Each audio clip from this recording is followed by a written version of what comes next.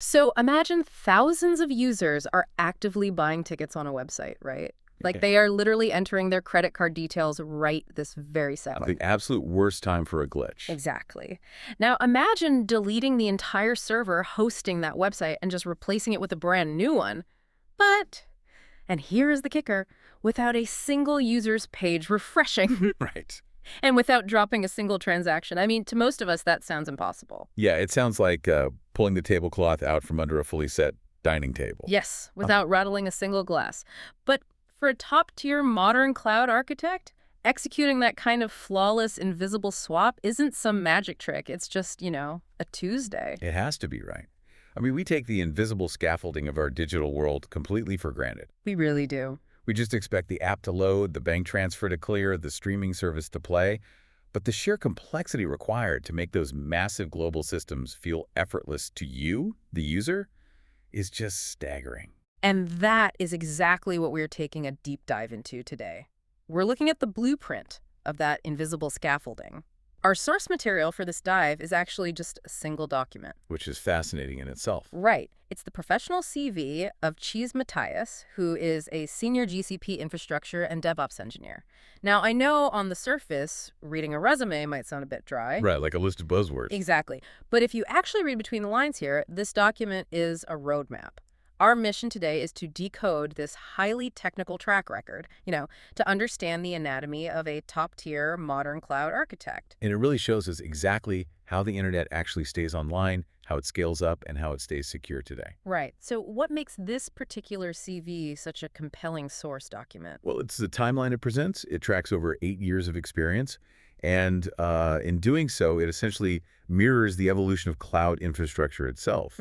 Yeah, we are looking at a journey from manual cloud provisioning all the way to advanced, highly secure, zero downtime automation. I mean, it is a masterclass in modern systems engineering. Okay, let's start with the foundation of that engineering then, because looking at the core skills section, there is this incredibly heavy emphasis on something called infrastructure as code. Right, IAC. Yeah, IAC, and specifically using a tool called Terraform. The document highlights advanced modules, state, and remote backends. So I was trying to wrap my head around infrastructure as code, and I'm picturing like a baker. Okay, a baker, I like it. Instead of a baker manually measuring ingredients every single time they want to make a cake, it's like having a magic recipe that instantly materializes the exact kitchen, the ovens, and the cake all at once. Right. Perfectly every time. Exactly. But I have to ask, why is Terraform so heavily emphasized here? Like, what happens in a company if an engineer decides to just, not use infrastructure as code, if they just do it the old-fashioned way? Right, so if they just log into a dashboard and manually click buttons to spin up virtual servers, well, manual configurations lead directly to human error. And human error creates system fragility. I mean, think about it. If an engineer manually configures a server and forgets one specific security rule, oh no, or misconfigures a load balancer by a single keystroke, the application goes down. Just from one typo. Exactly. Oh, worse. Or worse, it gets breached. So what Tchize is doing with Terraform is ensuring that every single piece of the infrastructure is perfectly consistent. And the CV specifically notes GitOps-based infrastructure workflows, which is a really critical detail. GitOps. Okay, I know Git is used by software developers for version control, right? Like tracking edits in a collaborative document. Yes, exactly. So GitOps means applying that same track changes philosophy to the physical or, virtual servers themselves. Precisely. If a team updates a firewall rule and it accidentally breaks the application, they don't have to scramble to figure out what went wrong and manually change it back. They just hit undo. Basically, yeah. They simply roll back the code to yesterday's version. The entire global infrastructure instantly reverts to exactly how it was before the error. That's wild. That makes the infrastructure almost immortal. It really does. But, okay, you mentioned something earlier from the CV that I want to dissect. It mentioned Terraform state and remote backends. If Terraform is just writing the code to build this stuff, what does state actually mean here? So that is the most crucial mechanic of Terraform. State is essentially the master ledger of the digital world. The master ledger? Yeah, it's a file that maps the real-world resources, so the servers, the databases, back to the code you wrote. Without that state file, Terraform basically has no memory. Wait, really? Yeah, if you run your code to build a server and then you run it again tomorrow, Terraform needs to look at the state file to say, oh, I already built this server yesterday. I don't need to build a duplicate. Ah, okay. So the state file is basically the map of the territory. Ex- And if the map gets lost or corrupted, Terraform thinks the territory doesn't exist and might accidentally, like, bulldoze the whole thing to start over. Which is terrifying, and exactly why the CV highlights remote backends. A single engineer running Terraform on their laptop might just keep that state file locally, but in a massive enterprise, you have dozens of engineers deploying things simultaneously. Right, they need to share the map. Exactly. If they don't share the exact same map, they overwrite each other's work. So a remote backend stores that master ledger securely in the cloud. It locks it while one person makes changes, so the entire team stays perfectly synchronized. And the scale of what is being synchronized here is massive. Like, looking at the CV, it lists deep expertise in Google Cloud Platform, or GCP. Right. GCP is huge here. We are talking about Compute Engine for raw server power, GKE, which is Google Kubernetes Engine for running apps, IAM for strict identity and access management, virtual private clouds for secure networking. And load balancing to handle traffic spikes. Yes. So by managing all of this through advanced Terraform modules, Tchize is essentially writing a script that can build, repair, and duplicate a global corporate network anywhere in the world. It completely removes human hesitation from deployment, which is great because it frees the engineer to focus entirely on architecture and design rather than just routine maintenance. That paints a really clear picture of how the invisible scaffolding is built. But we've established that this blueprint is constantly changing, right? Code is always updating. Constantly. So how do you change the foundation of a building while people are still inside it without them noticing? That is the ultimate challenge. Let's look at Tchize's role as a site reliability engineer and GCP and DevOps lead at a company called Hewler PLC. This was relatively recent, from February to July of 2025. Right, a really key period. There is a specific monumental achievement listed here. It says, implemented blue-green deployment strategies, reducing downtime from approximately 80% to near zero during major releases. I mean, taking downtime from roughly 80% down to near zero is not just a nice metric. It is an operational triumph that fundamentally changes how a business generates revenue. Because if the app is down, you aren't making money. Exactly. Every minute of downtime is lost revenue. Now, here is where it gets really interesting. Blue-green deployment.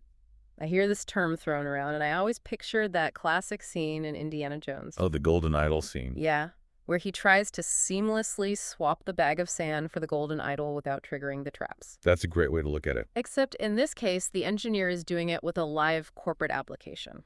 That visual captures the intent perfectly. The mechanics of a blue-green deployment are designed to make that swap totally invisible to the user. You essentially maintain two identical production environments. Let's call them blue and green. Okay. The blue environment is currently running the live application. Users are clicking buttons, transactions are processing. So blue is the golden idol currently sitting on the pedestal. Right. Now, the development team finishes a massive new update for the app. Historically, you would have to take the blue environment offline, meaning total downtime for users, apply the update, pray it works, and bring it back online. Right. Cue the 80% downtime. Exactly. But in a blue-green strategy, Tchize's automated pipelines deploy that new version entirely to the green environment first. Green is fully operational, fully tested in the background, but it's isolated. Zero live traffic is hitting it. So green is the bag of sand. We verified it weighs the same, it looks right, but it's just waiting in Indiana Jones's hand. Yes. And once the team verifies the green environment is flawless, they update the load balancer. The load balancer is basically the traffic cop of the internet. They simply tell the traffic cop, hey, send all new cars down the green highway instead of the blue one. And traffic just instantly reroutes. Instantly. The user doesn't even see a loading screen. They just suddenly have the new features. That is how you achieve near zero downtime. Wow. But wait, what if someone discovers a critical bug in the green environment 5 minutes later? You just tell the traffic cop to send everyone back to blue. Crisis averted. Okay, I understand the theory, but I have to push back here. Sure. Swapping the app interface is one thing, but what about the live data? Like, if Blue is taking credit card transactions right up until the exact millisecond you make the swap, and then you route everyone to Green, doesn't Green have an outdated database? Wow. I mean, is achieving near zero downtime actually as stressful as it sounds, or does the CI/CD pipeline automation completely remove the sweat factor? You've hit on the exact friction point that makes this so incredibly difficult to engineer. Blue-green deployments are absolutely terrifying if the database is tightly coupled to the application servers. Right, because you'd lose data. Exactly. Yeah. So the way a senior architect like Tchize handles this is by decoupling the database from the application layer entirely. The blue app and the green app are both pointing to the exact same highly available database cluster running underneath them. So when you swap from blue to green, you are only swapping the application code, the storefront, essentially. Yeah. The vault in the basement where the data lives remains untouched and is continuously updated by whichever storefront is active. Ah, okay. So you aren't moving the vault. You're just instantaneously building a nicer bank lobby on top of it. That's a perfect way to put it. And doing that requires an absolute symphony of tools to pull off reliably. And looking at the CV, we see exactly what instruments are in that symphony, right? Like GitHub Actions for CI/CD. Right. Continuous integration and continuous deployment. And Kubernetes and Docker for containerizing those apps. Plus programming languages like Go and configuration tools like Ansible. Exactly. The developer writes the code, GitHub Actions automatically tests it and packages it, Kubernetes orchestrates where it lives in the cloud, and Terraform built the highway it travels on. All working together in perfect harmony. Completely invisible to the end user. They just see a service that never breaks. Okay, so we've established that this automation allows companies to deploy new code at lightning speed with near zero downtime. Right. But that introduces a terrifying new problem. If you can deploy code instantly, you can also deploy a massive security vulnerability instantly. Oh, absolutely. It's a huge risk. So how do you prevent that automated highway from becoming a fast track for hackers? Let's shift our focus to Tchize's time as a senior DevSecOps engineer at BNP Paribas. This is from January 2024 to February 2025. And this is a really critical pivot in the CV. BNP Paribas is a massive international bank. Yeah. The regulatory stakes, the financial stakes, I mean, they are as high as it gets. And the job title reflects that, right? It's not just DevOps, it's DevSecOps. Right. The CV details automating infrastructure, hardening and integrating security scanning and approval gates directly into those CI/CD workflows we just talked about. Exactly. Now, I keep seeing this phrase shift left associated with these workflows. I'm picturing a project timeline reading left to right, from the developer's laptop on the far left to the live internet on the far right. Yep, that's the standard visualization. But if DevOps is all about speed and automated pipelines, doesn't injecting security approval gates into the workflow just slow everything down? Like, aren't speed and security natural enemies? Does shifting left literally just mean forcing the security team to do their audits earlier in the timeline? That is sort of the geographic way to look at it, but framing it that way misses the massive cultural shift that DevSecOps represent. Okay, how so? Historically, developers would build a feature incredibly fast. Then they would throw it over the wall to the security team on the far right of the timeline. Right. And the security team would act like a police force. They'd find a dozen vulnerabilities, reject the code, and send it all the way back to the beginning. It created massive bottlenecks and, frankly, profound animosity between teams. A giant stop sign on the digital highway. Exactly. But shifting left isn't about moving the security team earlier in the process. It is about embedding the security tools directly into the developer's workflow. The insight here is changing security from a police force that punishes you at the end to an automated spell checker that guides you as you type. Oh, wow. I love that analogy. An automated spell checker. Right, because Tchize is using tools like Ansible and Python to automate these compliance checks. The code is scanned automatically the millisecond it is committed to GitHub. So before it even gets to the pipeline? Exactly. If a developer accidentally leaves a database port open, the CI/CD pipeline instantly flags it, kicks it back with an automated note explaining the vulnerability, and stops the deployment. The human security team never even has to get involved for routine flaws. That's amazing. Security just becomes a built-in feature of the speed rather than an afterthought. Exactly. That makes total sense. And looking at the education section of the CV, this security-first mentality isn't just a buzzword picked up on the job. Tchize holds a Bachelor of Science in Cybersecurity from Kingston University in London. Which is really the keystone of this entire profile. It proves that the foundation of their engineering philosophy is rooted in threat monitoring. Right. They are not simply an infrastructure engineer who learned how to run a security plugin. They are a cybersecurity expert who mastered infrastructure automation. When you operate in a highly regulated environment like a global bank, that foundational knowledge is what separates someone who just uses the tools from someone who truly architects the environment. And the CV also mentions producing architecture documentation, runbooks, and operational playbooks for audit and handover at BNP Paribas. I've heard the term runbook before. Are those essentially the emergency manuals for when things inevitably go wrong? They are, yeah. A runbook is a highly detailed step-by-step technical guide. So if an alarm goes off at 3 a.m., the on-call engineer doesn't have to guess how to fix the database. They just blindly follow the runbook. Oh, that makes sense. And playbooks are broader operational guides. In banking, auditors require these to prove that the system is managed predictably and that human intuition isn't the only thing keeping the bank online. Right, you need a paper trail.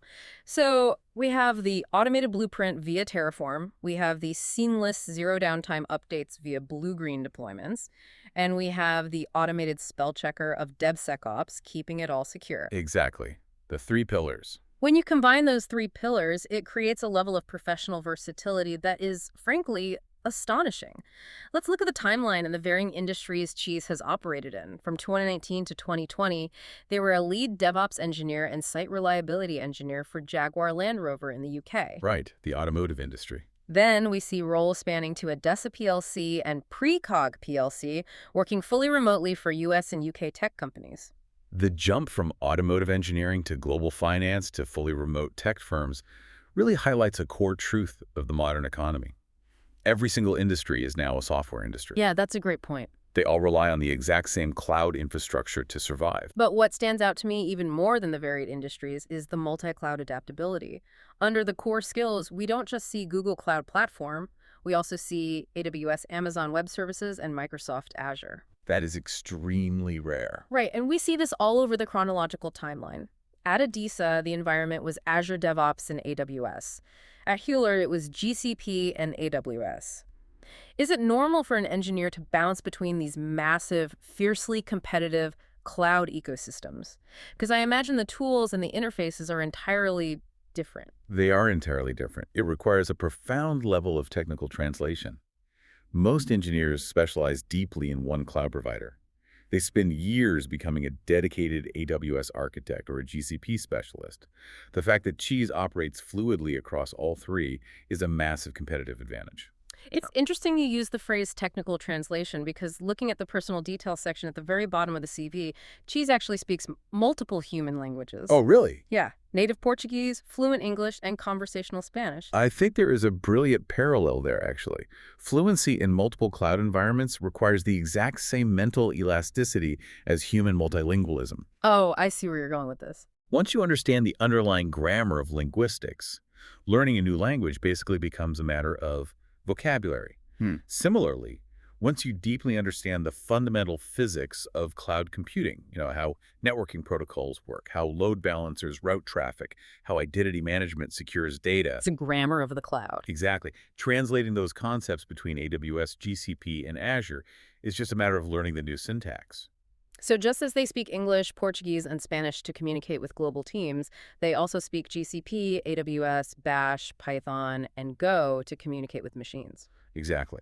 And that extreme adaptability is exactly why they can successfully lead these fully remote, contract-based engagements that demand immense autonomy. Right. The CV specifically notes they are open to 100% remote roles in Canada and the US while currently being based in the UK. When you are an expert who can just parachute into any environment, whether it's Azure, GCP, a bank, or a car manufacturer, and instantly read the architectural map, you don't need to be sitting in a corporate cubicle. You can deliver end-to-end automation from a laptop anywhere in the world.